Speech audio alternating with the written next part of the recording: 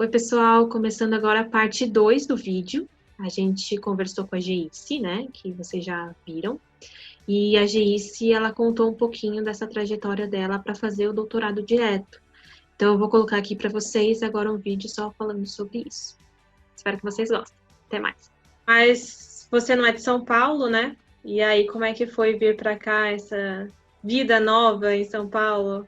Então, eu não sou de São Paulo, mas eu nunca fui muito apegada ao lugar, não. Assim, tirando quando eu era criança, eu amava Ipatinga, que é a cidade que eu Tá nasci. dando pra ouvir os cachorros? Tá. Ah, mas tudo bem. Dá vida ao vídeo. Eu não sou de São Paulo, mas eu também. O processo de mudança para mim foi maravilhoso, assim, porque eu vim do fim do mundo.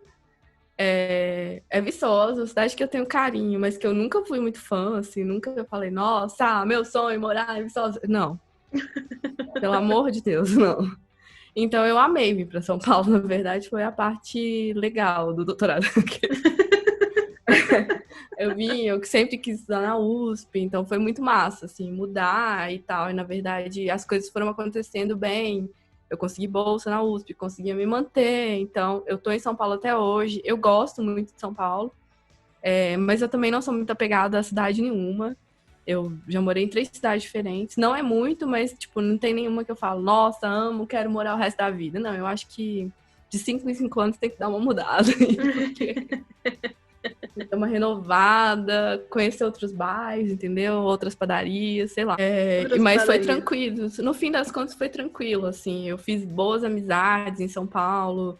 Eu consegui um grupo de apoio importante. Eu já tinha amigos de Viçosa mesmo aqui, e que são meus amigos até hoje. Então, eu tinha outras coisas, né? Eu não fiquei louca do doutorado, eu estudava bastante, fazia muitas coisas do doutorado, mas também sempre procurei dividir um pouco essa vida do doutorado com outras coisas, com sair com os meus amigos, ir para uma festinha de vez em quando. Não... Gosto muito, eu sou muito, muito, muito reservada. Muito caseira.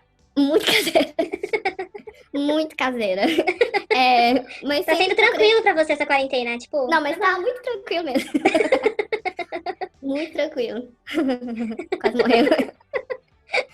Mas aí eu fazia outras coisas, eu fazia dança, eu sempre fui envolvido com música, né? Não sei se vocês repararam. Dá pra ver, né?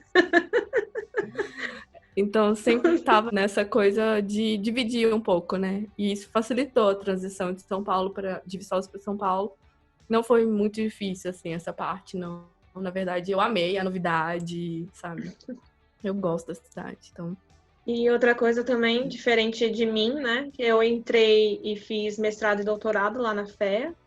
E aí, quando eu entrei no doutorado, foi quando você entrou pro mestrado. Só que aí você fez o upgrade lá e virou doutorado direto. Acabou antes que eu. Inclusive, dia 4 agora de maio, já faz 2 anos. 2 anos Nossa, que parece você me que foi defendeu. ontem. Parece. Mas que você quer saber do doutorado direto? Isso. O doutorado direto foi uma loucura, assim, na minha vida. Na verdade, é engraçado contar essa história, porque na época que eu vim para a USP, a minha ideia era sempre ir para Ribeirão, porque para mim Ribeirão era uma cidade menor, eu ia conseguir me adaptar melhor, etc e tal. Mas aí aconteceram algumas coisas lá que eu passei aqui, e no dia que eu vim a palestra de apresentação, eu nem lembro exatamente o que era, foi dia 13 de dezembro de 2013. Nossa, eu lembro desse dia.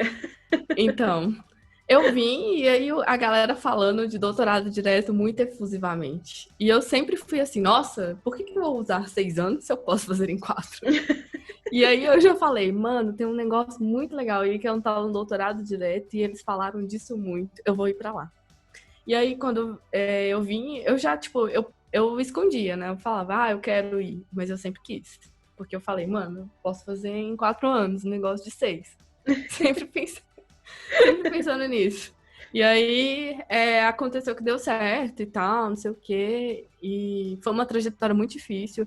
Pra ser bem honesta, assim, eu acho que se você tiver em condições ideais, se você tiver, sabe, condições financeiras confortáveis, se você não tiver muito apertado e precisar muito de dinheiro, muito desesperadamente, eu aconselho que você faça devagar. faz o mestrado primeiro, ganha aquela experiência e faz o doutorado. Eu acho senti que essa necessidade também. Quando eu fiz o meu, como eu fiz mestrado e doutorado, eu acho que o mestrado foi ali muita ajuda, assim, para mim, para eu conseguir fazer o doutorado depois. Eu acho que eu não teria uma certa maturidade suficiente para conseguir fazer o meu doutorado do jeito que foi. Então, eu precisei. Então, quem vai fazer doutorado direto tem que pesar mesmo se realmente vale a pena fazer mais rápido, porque é um baita trabalho, né? E é eu acho que uma maturidade que você tem que criar, assim. Sim. E você tem que ter uma tranquilidade emocional, né? Que, na verdade, eu passei os 4 anos com uma dificuldade de, tipo, cara, se eu desistir agora, eu não tenho nada, só tenho graduação, eu perdi 4 anos que eu não trabalhei. Então, tipo assim, tem uma série de pressões, outras, que, dependendo da sua situação, pode ser que não seja ok. No fim das contas, eu acho que foi bem ok, assim. Eu tive um período específico que foi na qualificação em 2016, que por várias outras coisas foi muito difícil, mas eu procurei ajuda, inclusive ajuda psicológica, e o final mesmo já foi bem mais tranquilo, assim. Foi essa parte que foi muito pesada, mas aí tudo se acertou no fim. E aí a parte de fazer o trabalho de fato, coletar os dados, escrever os resultados, foi bem dura, assim, ainda porque eu não sou a pessoa mais disciplinada do universo. Então, eu ficava lá igual uma maluca naquele R, assim, nos últimos 6 meses, especificamente. Mas, psicologicamente, foi muito mais tranquilo do que esse período da qualificação. Então, eu acho que são muitas variáveis, assim.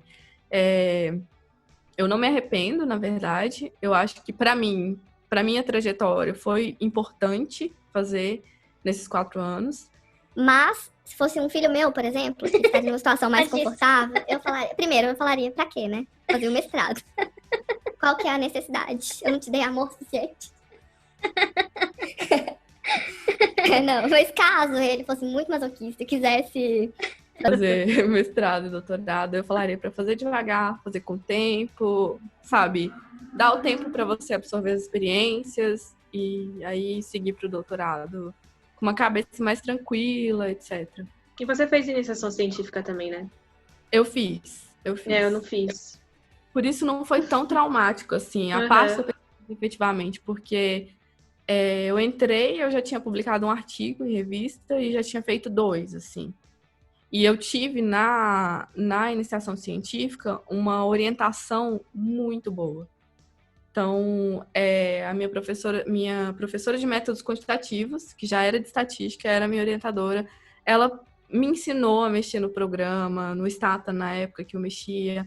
Ela me ensinou a analisar os resultados. Eu fiz várias disciplinas de estatística, então eu tinha uma base muito boa na estatística, que no fim das contas é o que eu sei fazer até hoje. Então isso te ajudou no doutorado a ter a maturidade que você precisava para conseguir também.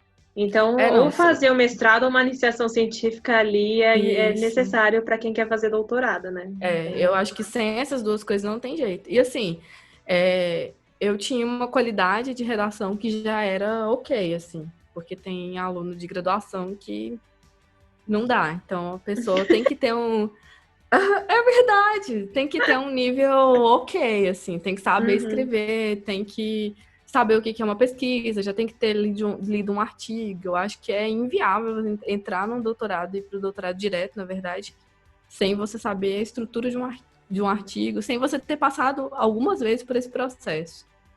E tem que também ter a consciência de que você vai ter 3 aulas na semana, mas as 3 aulas da semana vão ser o suficiente para tomar todos os outros minutos que você tem. Eles sugam até a alma, assim, eles tiram o brilho dos seus olhos. Não, é sério, isso é verdade, eu me senti sugada, sabe, dementador? Pega e puxa, assim. Eu sei que eu tinha muito mais felicidade de viver antes do doutorado, isso é uma realidade. Eu sorria mais, hoje eu nem sei sorrir, eu começo a sorrir e fica esquisito. Mas enfim. Mas vai deixar todo mundo muito querendo fazer doutorado, nossa. Mas é isso, não precisa chorar para sofrer e não precisa sorrir para ser feliz. Acho que muito legal conversar com você. saber da sua carreira e também de como foi fazer sua pesquisa, dos pontos mais importantes de uma forma mais fácil. Acho que as pessoas, normalmente elas não sabem o que a gente faz porque a gente escreve tanto na tese, né? Ninguém vai parar lá e ler 200 páginas do nosso trabalho. E para fazer esse exercício de explicar a tese didaticamente também não é tão fácil, porque a gente conhece tanto, mas tanto daquele assunto, estudou tanto, mas tanto, que pra gente, quando você tá falando e a pessoa não entende, você fica pensando, nossa, mas como você não entende? Eu já expliquei isso pra mim mesma 20 mil vezes. E normalmente a gente fala com pessoas que já são da área, né? Então a gente não precisa ficar explicando o que é anomalia de accrual. Para mim seria ótimo você explicar, porque eu não estudo. Mas é isso, a gente tem que acabar. Mas eu acho que é um exercício legal, e por isso que eu tô fazendo. É importante. Assim, para poder que as pessoas conheçam mesmo o que a gente faz. Porque principalmente em contabilidade, o pessoal não sabe nem o que contador faz, vai saber o que pesquisador em contabilidade faz. Não sabe. Não sabe. Mas obrigada, Gê, por participar. Obrigada a você pela oportunidade de contar